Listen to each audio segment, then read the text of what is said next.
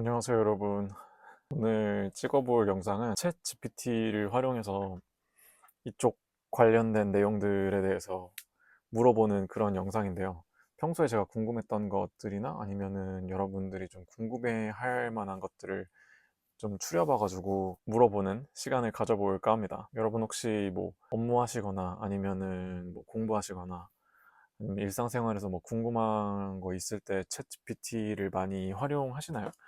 저 같은 경우에는 업무할 때 리서치 할 때도 활용하고 그 다음에 뭐 기획 같은 거 하면서 이름 짓거나 할 때 많이 활용하는 편이거든요. 업무 효율이 많이 오른 것 같은데 그래도 챗 GPT 정보가 그렇게 다 정확한 건 아니어가지고 더블 체크하는 시간이 꼭 필요한 것 같긴 하더라고요. 아무튼 AI가 이제 일상생활에 침투한 거는 어쩔 수가 없는 것 같고 거부할 수 없는 그런 흐름인 것 같고 여러분은 어떻게 쓰고 계신지 알려주시면 저도 한번 꿀팁을 사용해 보도록 하겠습니다. 음, 어,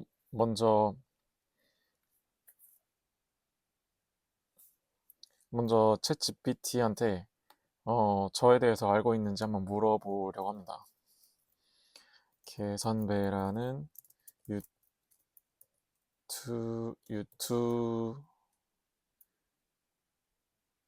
유튜버에 대해서 알아?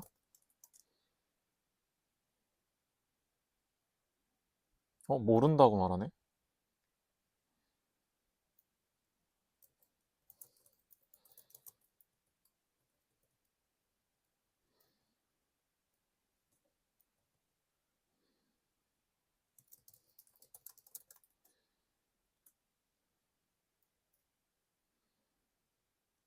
아, 이제 얘기한다. 개선배라는 유튜버 알고 있어? 라고 물어보니까, 네, 개선배는, 92년생 아저씨가 자신의 생각과 경험을 공유하는 유튜브 채널입니다. 음흠. 이 친구, 예를 들어, 내 친구의 결혼식이라는 영상에서는 친구의 결혼식에 참석한 경험과 그로 인한 감정을 나누고 있습니다. 맞아요. 그리고 또한 회사에서 게이로 사람이라는 영상에서는 직장 내 성소수자로서 겪는 어려움과 대처 방법을 이야기합니다. 오호. 그래도 뭐 꽤나 정확하게 얘기를 하고 있네요. 이게 뭔가 댓글을 기반으로 해서 알아내는 건지 아니면은 제가 거기에 써놓은 그 컨텐츠 안에 써놓은 설명으로 알아내는 건지는 모르겠지만, 네. 그래도 챗GPT가 저를 알고 있었습니다. 그 다음에는 이제, 한번 게이라는 게 어떤 뜻인지 알고 있는지, 저는 어떤 뜻인지 알고 있거든요. 근데 모르시는 분도 계실까봐 물어보겠습니다. 게이가 무슨 뜻이야?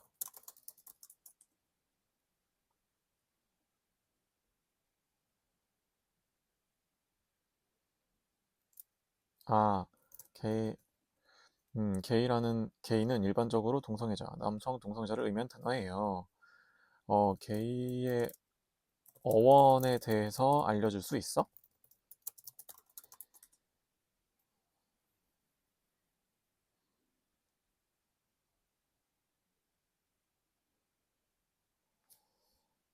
게이는 원래 즐거운, 쾌활한, 밝은이라는 뜻을 가졌대요. 음,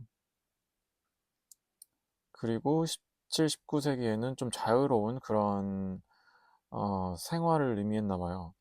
20세기에는 20세기에 와서 비로소 좀 지금의 의미와 비슷해진 것 같고 현대적 의미는 20세기 후반부터는 일부 지역에서 게이를 부정적인 의미로 쓰기도 했지만 이는 LGBT 커뮤니티에서는 존중하지 않는 표현이라 주의해야 해요. 주의해 주세요. 네. 그리고 게이라는 단어는 원래 즐겁다라는 의미에서 시작해서 점차 변화하며 현재 의미로 자리 잡게 된 거예요. 네, 우리 모두 즐거운 그런 존재라는 거 잊지 마시고요.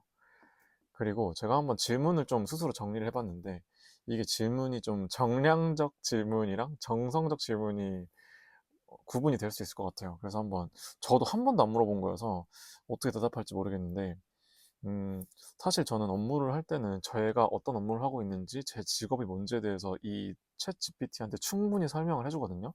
근데 지금은 제가 얘한테 제가 어떤 사람인지를 설명을 안 해줬기 때문에 좀 갈피를 제대로 잡을 수 있을지 모르겠지만 한번 질문해 보겠습니다. 먼저 약간 정량적 요소라고 할 수 있는 제가 좀 궁금했던 거. 우리나라 한국에 어, 우리나라 인구 중에서 게이의 비율은 얼마나 되는 것 같아? 라고 물어봤습니다. 일반적으로 연구된 데이터를 바탕으로 추정할 수가 있대요. LGBTQ의 비율은 약 3에서 10%. 미국의 갤럽 조사에서는 성인의 7.1%가 LGBTQ라고 응답을 했대요. 음, 맞아요. 사회적 이슈로 스스로를 밝히지 않는 경우가 있어서 실제 비율은 더 높을 가능성이 있다. 한국 내 연구. 한국에는 성소수자 비율에 대한 공식적인 국가 통계가 없대요. 음, 하지만 2017년 보건사회연구소 보고서에 보면은 1에서 3% 정도 될 것으로 추정을 한대요. 근데 이게 제 경험을 한번 유추해 보면은 반에서 한 3, 4명, 많으면 적으면 뭐 1명, 2명이었으니까 어,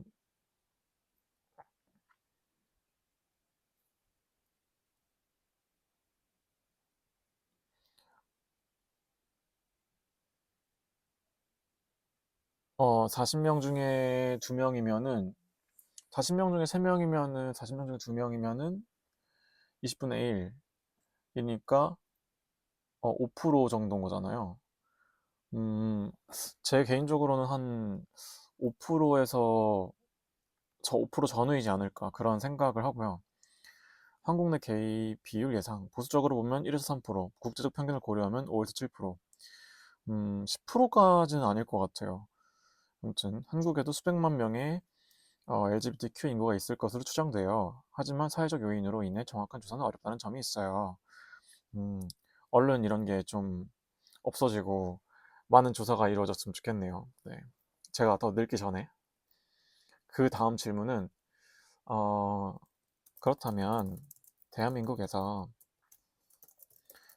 게이들이 자주 모이는 장소라던가 그들이 게이들이 문화를 형성하고 있는 동네가 있다면 알려줄 수 있어?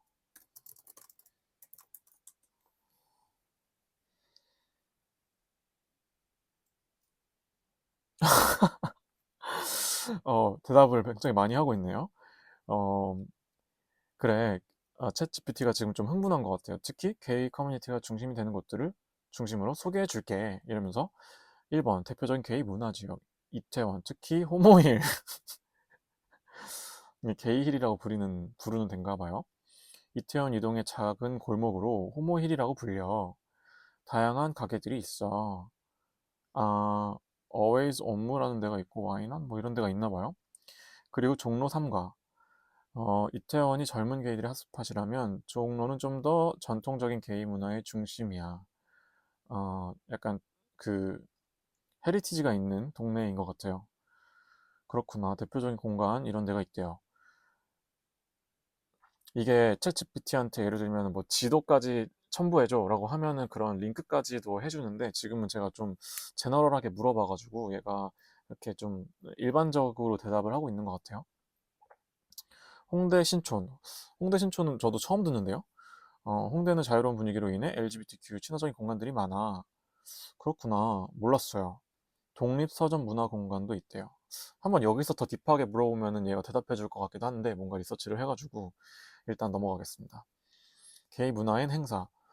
서울 퀴어 문화축제가 있고, 영화제가 있구나. 그 다음에, 혐오 없는 세상 책방 비행. 관련 서적을 판매하는 공간이래요. 이런 데는 한번 가보고 싶네요. 왜냐면은 꼭 읽지 않더라도 책을 좀 소유하고 싶은 그런 소비 욕구가 있기 때문에. 그리고 커뮤니티 앱이 있대요. 음, 그렇고 결론은 이태원 종로, 그리고 홍대 신촌, 뭐 이런 게 있다. 또 궁금한 점이 있으면 편하게 물어봐 라고 했고, 귀엽게 레인보우도 여기에 첨부해줬습니다. 어, 그러면 이런 걸 한번 물어볼까요? 그럼 한국의 게이들은 같은 게이 친구를 주로 어떻게 사귀어? 친분 관련된 질문을 했어요.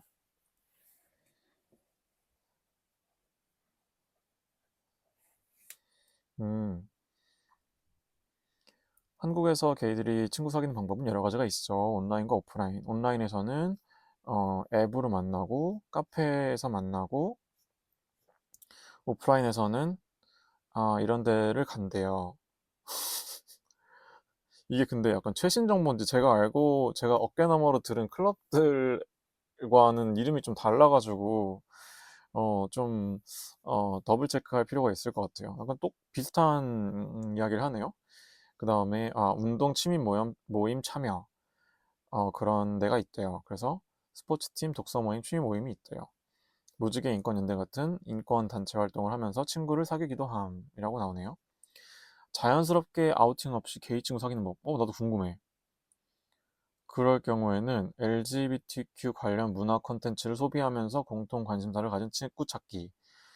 그리고 SNS에서 퀴어 관련 게시물이나 해시태그를 보래요.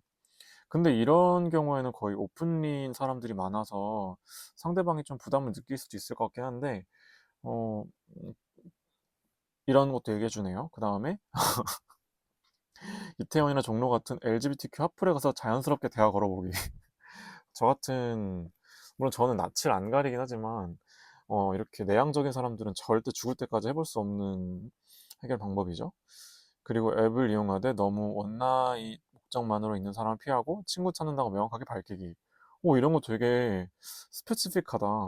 음, 이런 거는 괜찮은 것 같아요. 그래서 저도 어플 통해서 친구를 사귀었거든요. 세 명을 다. 그리고 퀴어 축제나 영화제 같은데 행사 참여해서 분위기에서 자연스럽게 친구 만들기. 퀴어 축제나 영화제는 저도 굉장히 가보고 싶어요. 그리고 결론을 이렇게 얘기해 줬습니다. 낯을 가리는 성격이라면 온라인 커뮤니티부터 시작하고 오프라인으로 확장하는 것도 좋은 방법. 음, 오케이. 그럼 이번엔 연애에 대해서 한번 물어볼까요? 한국의 게이들이 주로 연애를 어떻게 시작하고 있어? 시작하는지 알려줄 수 있어?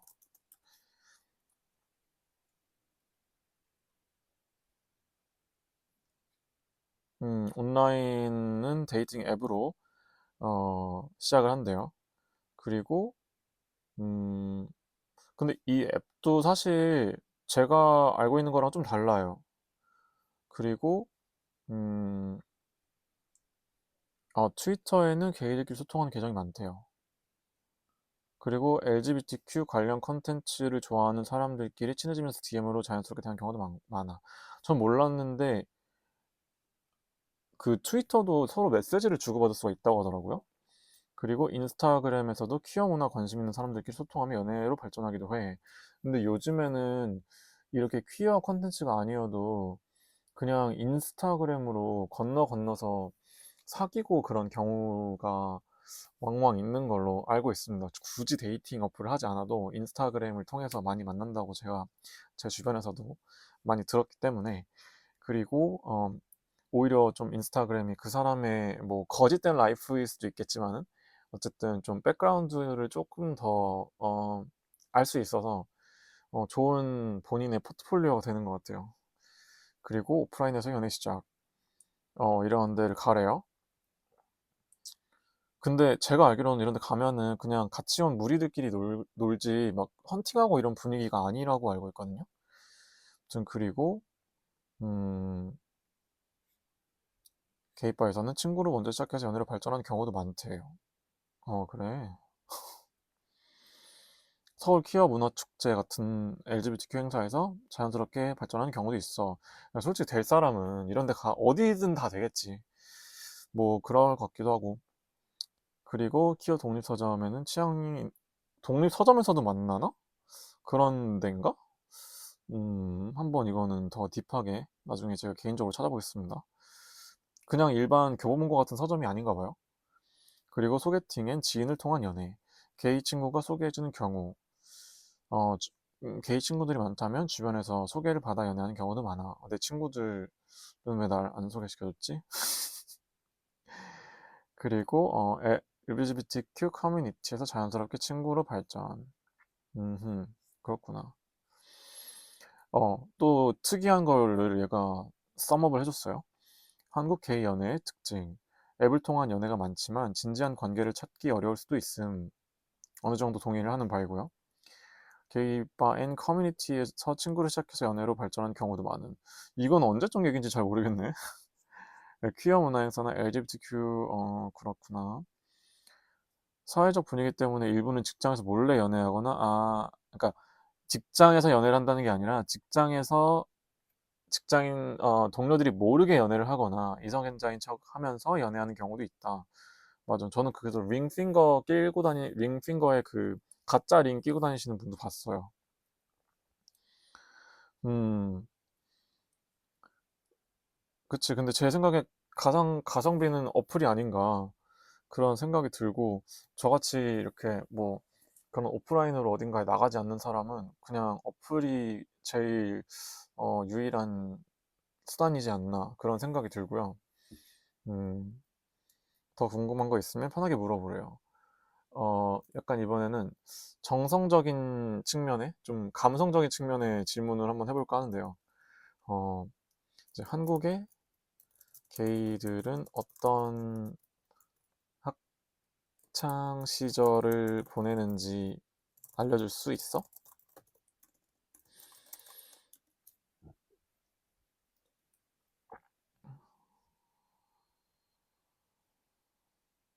되게 신기한 대답을 해주네요, 또. 이렇게 물어봤더니, 한국에서 게이로 학창 시절을 보내는 경험은 개인마다 다르지만 사회적 분위기, 지역 학교 환경 등에 따라서 차이가 있대요. 하지만 전반적으로는 숨기고 살아가는 경우가 많고 그 과정에서 다양한 감정과 어려움을 겪는 경우도 많아. 맞아, 저도 그랬죠. 학창 시절 언제 깨닫나? 많은 게이들이 초등학교 고학년, 중학교 시기에 남들과 다르다는 것을 느끼기 시작해. 음, 연예인 누구 좋아해라고 물어봤을 때 관심이 없거나. 맞아. 두 번째가 딱 제 얘기네요. 교육이 부족하고 편견이 많기 때문에 스스로를 부정하거나 숨기는 경우가 많음. 저는 이제 군대에 가기 전까지도 좀 그런 시간이었죠. 그래서 일부는 내가 이상한 걸까라는 생각 혼란을 겪고 그냥 지나가는 감정일 거야 라고 스스로를 설득하기도 한대요. 그렇구나. 중고등학교 시절이 되면은 성적 정체성에 대한 고민이 깊어짐. 맞음. 또래 집단에서 소외될까봐 숨기고 사는 경우가 많음.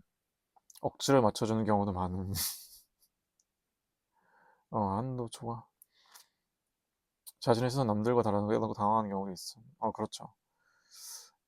한국 학교에서 게이로 살아가는 어려움. 혹시라도 티나면 어쩌지? 정체성을 숨기고 살아가는 압박감. 되게 잘 알고 있네, 이 친구.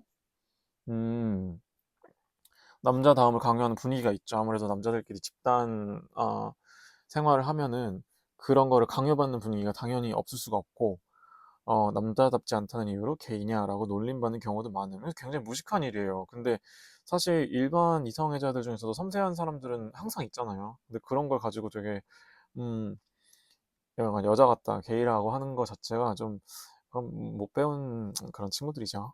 네. 그리고 음, 맞아. 그런 말을 되게 부정적인 분위기에서 하는 거니까 오히려 티내지 않으려고 하는 거죠. 그 다음에 혐오적인 분위기. 한국 학교에서는 올바른 교육이 거의 없음. 거의 없는 게 아니라 아예 없고, 일부 학생들은 이상한 것이라는 편견을 가지기도 하죠. 네, 맞아. 그리고 혐오 표현, 뭐, 오가는 경우가 많고, 맞아. 지금도 제가 학교를 다녔던 2000년대, 뭐 저는 초등학교? 90년대부터 2000년대에 다녔는데, 20년이 지난 지금도 챗 GPT가 이렇게 대답을 하는 게 마음이 너무 아프네요. 특히 기독교 학교나 보수적인 지역에서는 부정적 시선이 강한, 맞아. 연애와 첫사랑에 대한 고민. 이성애자 친구들은 첫사랑을 경험하거나 상담을 하지만 쉽게 연애할 수 없지. 그리고 맞아, 말할 수가 없고 짝사랑으로 끝나는 경우 많은 짝사랑 매니아인 제가 완전히 통감하는 부분이고요. 맞아. 누군가가 밝혔을 때 그 아우팅에 대해서 굉장히 무섭죠. 왜냐면 집단 생활을 하고 학교를 다니고 당장 애들이랑 내일 같이 등교를 해야 되는데 소문이 나버리면 어떡해. 그다음에 친구를 어떻게 사귀나? 친구를 사귈 수가 있나? 같은 이쪽 친구를? 학교 내에서 여성스러운 남자아이들이나 페미니즘을 공부하는 친구들, 예술디자인 이런 경우도 있는 것 같아요. 우리는 같은 편이라는 걸 알아차리고 친해진 경우도 있음. 보면은 바로 알죠. 그다음에 온라인에서 개인 친구를 찾기도 함.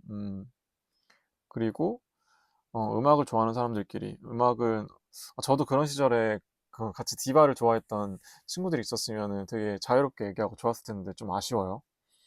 그다음에 대학생이 되면서 변하는 점. 대학에 가면은 좀 더 자유로워지는 경우가 많음. 맞아, 나처럼. 그다음에 자유로운 다양한 사람들 만날 수 있고 친화적인 분위기의 동아리가 있다. 음. 서울권 대학에는 성소수자 모임이 활발해서 본격적으로 받아들이는 경우도 있다. 음. 보고 계신 중고등학생 친구들이 있다면 열심히 공부해야 될 그런 동기가 하나 늘어났네요. 그 다음에 대학교 때부터 본격적으로 앱을 사용해서 연애를 시작하는 경우도 많은. 그래서 저 같은 경우에는 학교에 왔을 때 앱을 쓰면서 주변에 누가 있는지 궁금한데 이거를 뭐 강의실에서 할 수는 없잖아요. 그래서 이제 중앙도서관에 가서 굉장히 구석진 자리에 가서 이제 누가 보는지 옆에 막 보면서 책으로 가려서 막 이렇게 근거리 누가 있나 이렇게 보기도 하고 그랬던 경험이 있네요. 하지만 여전히 정체성을 숨기는 경우도 많은. 뭐 졸업하고 뭐 어른일 때까지 숨길 수도 있고 이거는 뭐 개인적인 그런 차이인 것 같고, 음, 학교에서는 나 자신을 그대로 드러내기 어렵지만 시간이 지나면서 나와 같은 사람들을 찾을 수 있다. 완전히 혼자가 아니라는 사실을 알게 되면 조금 나아질 수 있다. 이거는 이제 정말 중고등학교 아니면 뭐 대학교 친구들한테 해주고 싶은 말을 챗GPT가 대신 해주고 있는 것 같아요. 그리고 나서는 이제 그 다음 질문이, 음, 우리나라, 그다음에는 뭐, 어, 사회인으로서,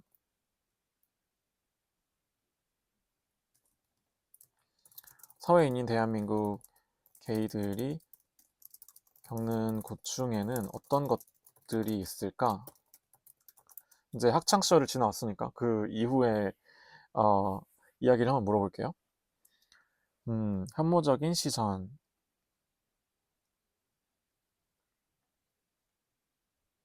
맞아. 특히 뭐 남초 사회 직장을 다니신다거나 이러면 이런 불편함이 항상 있으실 것 같고, 비밀스러운 생활. 그 요즘에 블라인드에 그 게이 채널이라고 해야 되나? 그게 생겼어요. 저도 어떤 구독자분께서 알려주셔가지고 가입을 했는데 어떤 분께서 그 제 유튜브를 본다고 거기에 글을 쓰셨더라고요. 뭐 아무도 거기에 댓글을 달진 않으셨지만 제가 봤습니다. 그분의 딱 글이 하나 있어요. 제 개선배라고 치면 그 채널에 딱 글이 하나가 나오는데 너무 기뻤어요. 그분이 제 거를 다 보시고 더 볼 게 없냐 이런 질문 하셨는데 시청해 주셔서 너무 감사합니다. 불쾌하게 생각할까 봐 관계를 숨기고 많습니다. 그쵸. 굳이 말할 필요가 없을 것 같고, 가정 내 갈등과 커밍아웃, 가족의 반대와 갈등. 맞아요. 특히 부모님이 보수적일 경우에는 불화가 심해질 수 있죠. 특히 우리나라는 너 왜 결혼 안 해? 결혼 언제 해? 이런 질문이 굉장히 좀 보편화되어 있는 약간 안부 묻듯이 뭐 잘 지내라고 하는 거의 그 수준으로 생각하시는 것 같아요, 어른들은. 그래서, 음, 그리고 결혼의 압박과 사회적 기대, 결혼 강요와 사회적 기대. 근데 굉장히 챗GPT가 제가 생각했던 것보다 우리를 잘 알고 있는 것 같아요. 음, 결혼을 하지 않으면 인생을 제대로 살지 못한다는 문화적 압박이 존재합니다. 근데 요즘에는 그냥 일반 연예인을 봤을 때도 결혼하지 않고 40대, 50대까지 사는 그런 연예인이 워낙 많고, 뭐 결혼해도 이혼도 많이 하고, 약간 결혼 굳이 왜 해? 이런 사람들도 있다 보니까 예전에는 그런 롤모델이 없었더라면 요즘에는 굳이 뭐 일반인들도 그런 게 많기 때문에 어, 저는 많이 다양해진 것 같아요. 그런 사회의 이런 라이프 스타일의 종류가. 심리적인 고통과 외로움. 사회적 소외감과 외로움. 음, 숨기고 살아야 되는 경우가 많기 때문에 고립감을 느끼기도 합니다. 제 구독자들 분 중에서 정말 많은 것 같아요, 이런 분들이. 그리고 우울감과 외로움을 겪는 경우가 많습니다. 진정한 나를 찾고 싶은데 사회와 가족의 기대가 너무 커서 불안함과 우울감을 동반하는 경우가 많습니다. 맞아요. 그런 것 같고, 음흠. 게이로서 정체성을 인정받기 위한 사회적 변화와 지원이 필요하며 자신을 있는 그대로 받아들일 수 있는 환경을 만드는 것이 중요합니다. 이거는 정말 언젠가 꼭 이루어져야 될 그런 음, 일인 것 같아요. 네. 그리고 그 다음 질문은 음, 동성혼 합법 어, 한국은 동성혼이 합법화되지 않은 국가인데 이런 국가에서 사는 사람들의 고충에는 어떤 것이 있을지 알려줘.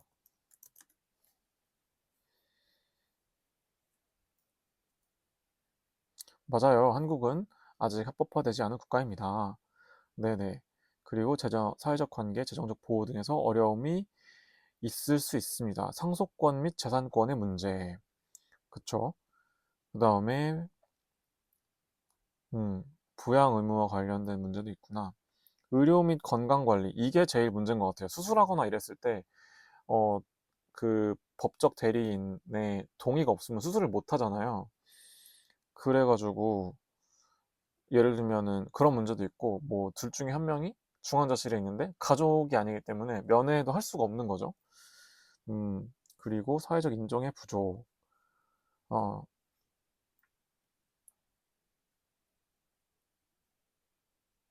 그리고 양육관과 자녀 양육. 이건 너무 복잡해서 친자 확인 문제? 이거는 여기는 스킵할게요. 그리고 아, 커밍아웃의 두려움도 있을 수가 있고, 그 다음에 정체성에 대한 혼란과 고립감.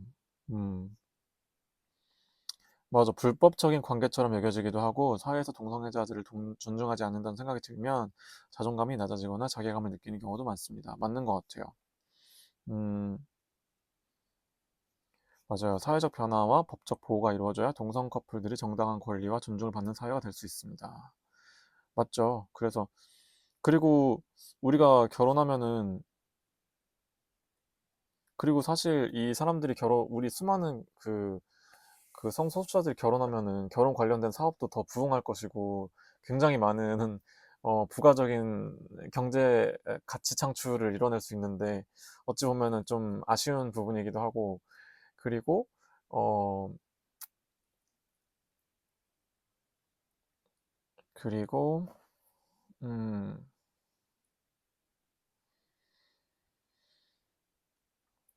그리고, 이건 제가 이건 제가 개인적으로 궁금했던 부분인데, 게이들은 왜, 여자 가수들을, 게이들은 왜 디바라고 일컫는 여자 가수들을 좋아하는 걸까? 알려줘.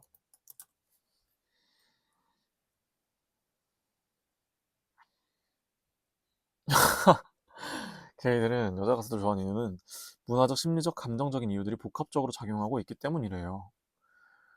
자기 표현의 자유로움을 보여주는 가수로 감정적 표현의 자유로움, 감정을 강렬하고 솔직하게 표현하는데 이는 많은 게이들에게 감정적 공감을 불러일으킨대요. 맞는 것 같아. 그리고 뭔가 주체적이고 그런 아, 사회적인 규범에서 벗어난 존재, 약간 저항적인 그런 이미지에서 좀 카타르시스를 느끼는 것 같아요. 그리고 사회적인 억압과 반항적인 성격. 음, 성소수자에 대한 사회 억압을 경험하고 있기 때문에 그 여자들이 보여주는 반항적이고 비주류적인 매력에 동질감을 느낀다는 거죠. 맞아요, 맞아요. 카리스마. 아, 카리스마 있는 거에 깊이 빠져든다. 오케이. 시각적인 매력과 패션.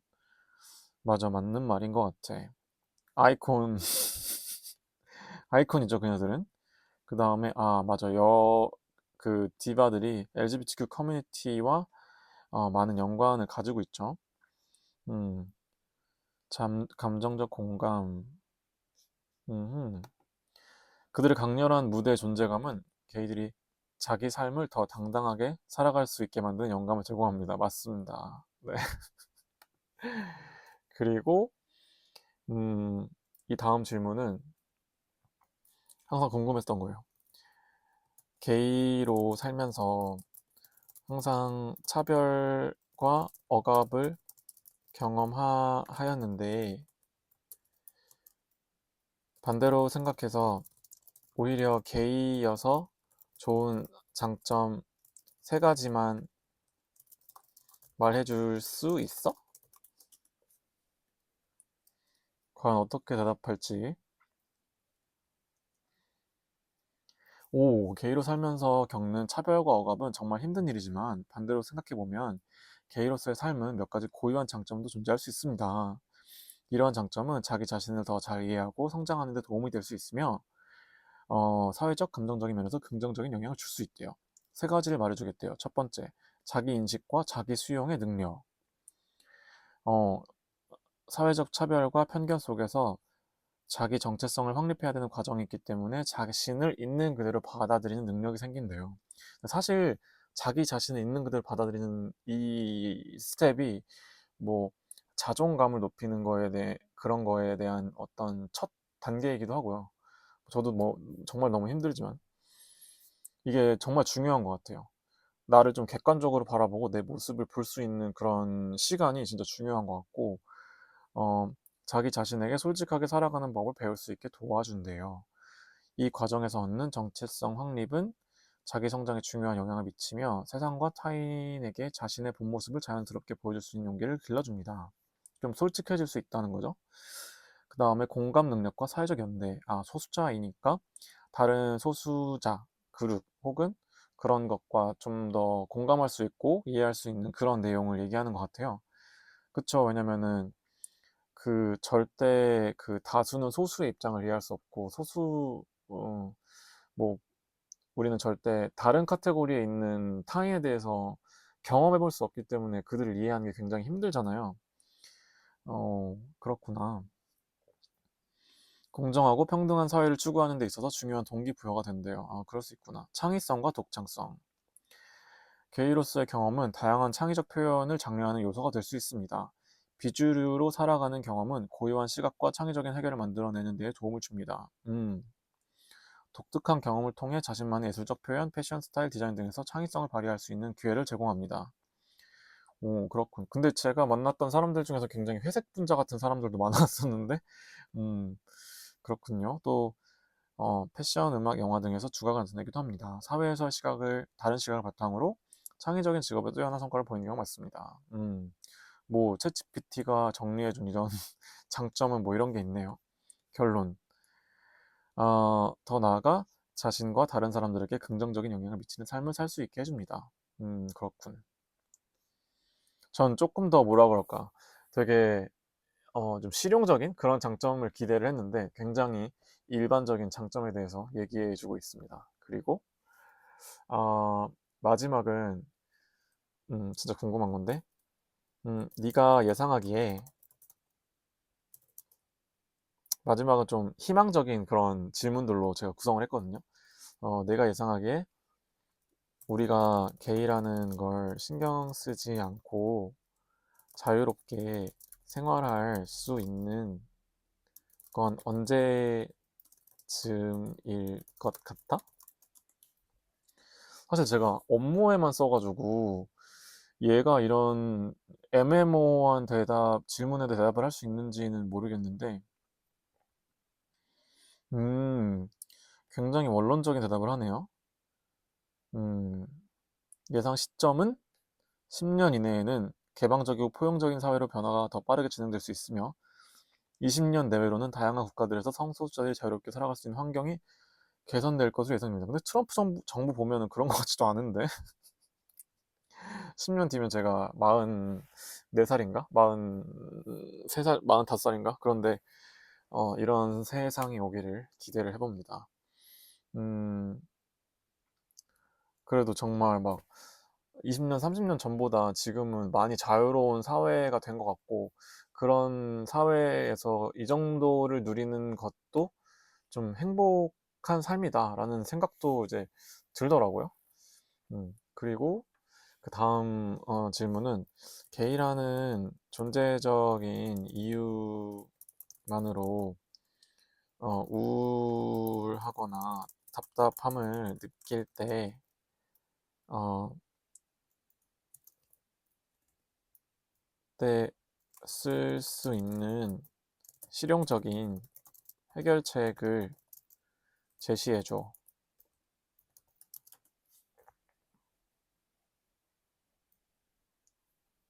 음, 자기 감정을 인정하고 받아들이기. 그 감정이 지나갈 수 있도록 허용하는 것이 중요하대요. 그리고 글이나 일기로 표현을 해보래요. 이거 내가 그 이별 거기서 한 얘긴데. 지지하는 사람들과의 대화. 음흠. 전문가와 상담. 그 전문 상담원이랑 이런 걸 다 오픈하고 얘기할 수 있는 그런 음, 방법도 있다고 하더라고요. 그리고 어, 자기 자신을 위한 시간 갖기, 운동하기. 운동이 진짜 좋은 것 같아요. 그리고 자기 존중과 자기 사랑 실천하기, 자기 돌봄. 음, 나는 게이라서 특별하다는 점을 인정하며 자신을 사랑하는 연습을 하는 것이 중요합니다.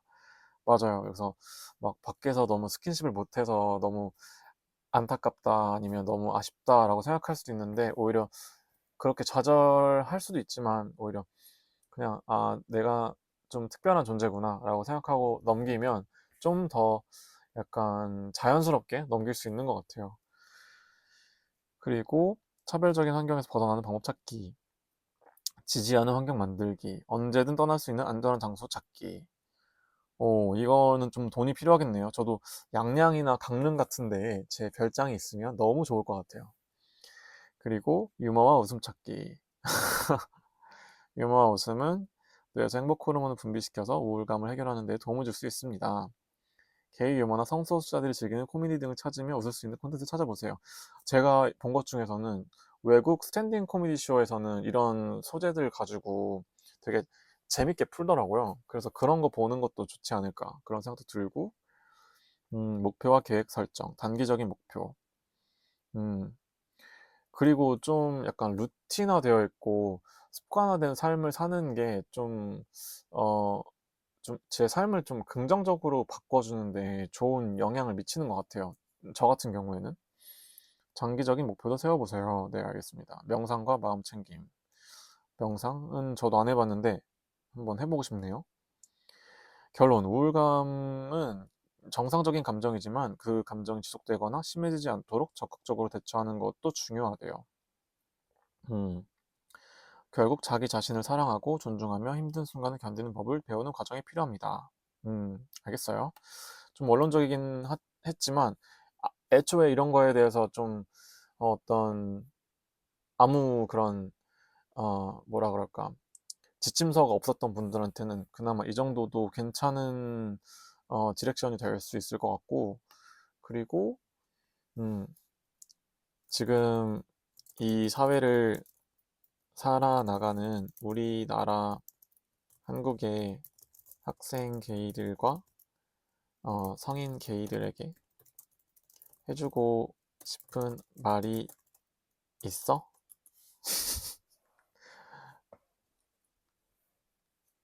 어우, 생각보다 감동적인데? 이 사회에서 학생 게이들과 성인 게이들은 모두 많은 도전과 어려움을 겪고 있을 것입니다. 하지만 그럼에도 불구하고 자기 자신을 지키고 더욱 강해지기를 바라는 마음에서 몇 가지 격려와 응원의 말을 전하고 싶습니다. 학생 게이들에게. 이거는 제가 드래그해서 그 댓글에다가 고정해 놓고 싶네요. 자신의 정체성을 발견하는 여정은 때로는 혼란스럽고 외롭다고 느낄 수 있습니다. 하지만 지금 이 순간이 자신을 알아가는 중요한 과정임을 기억하세요. 자신의 감정과 정체성을 존중하고 서두르지 말고 천천히 알아가세요. 자신을 그대로 사랑하는 법을 배우는 것이 가장 중요합니다. 혼자라고 느껴질 때가 많을 수 있지만 이 세상에 자신과 비슷한 경험을 한 사람들이 많다는 것을 잊지 말아주세요. 맞습니다. 잊지 마세요.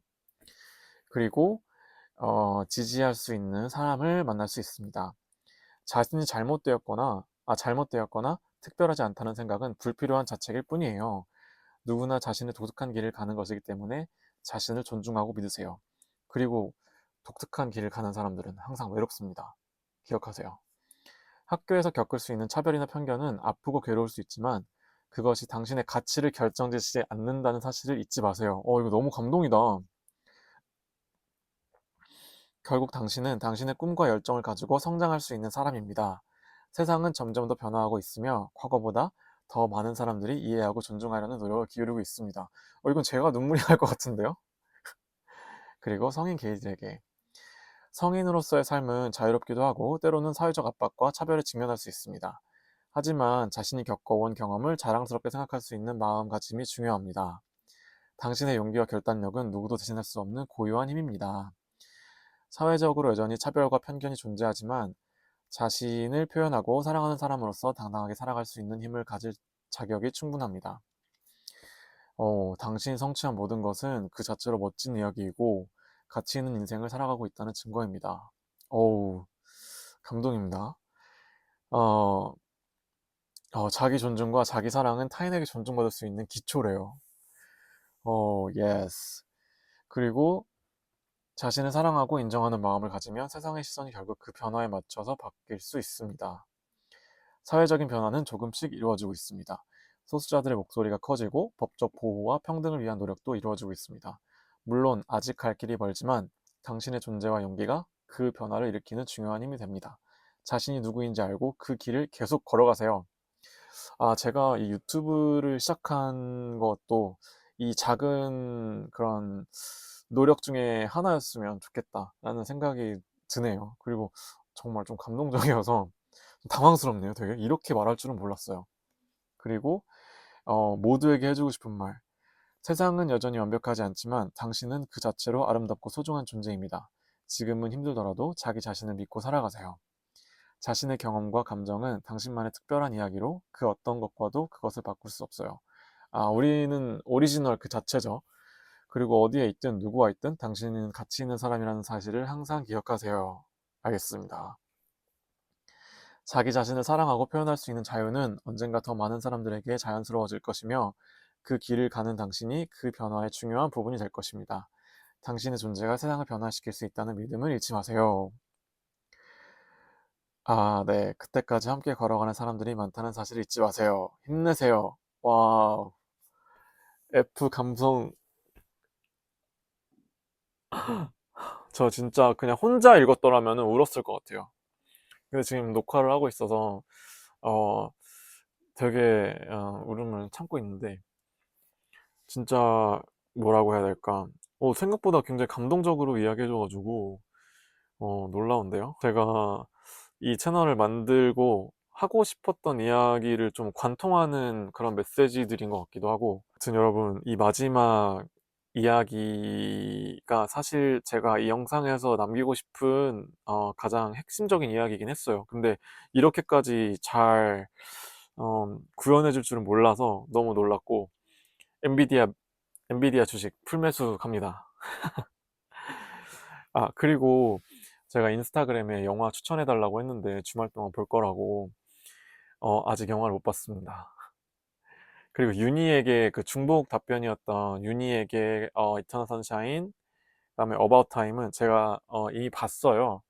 그래서 패스트 라이브즈 아니면은 그 다른 거 뭐였지? 패스트 라이브즈 아니면은 그 드라이브 마이 카? 둘 중에 두 개 다 보려고 하거든요. 이번 영상에서는 후기를 못 올렸지만 다음 영상 혹은 그 다음 영상에서 후기를 전할 수 있도록 한번 해보겠습니다. 그리고 그거 그 무엇이든 물어보세요라고 해야 되나요? 그 인스타의 그런 플랫폼은 처음 써봤는데 너무 신기했고 많이 참여해 주셔서 너무 감사해요. 감사합니다. 여러분 아무튼 연휴 잘 마무리하시고 3월도 활기차게 보내시기를 바라겠습니다. 안녕.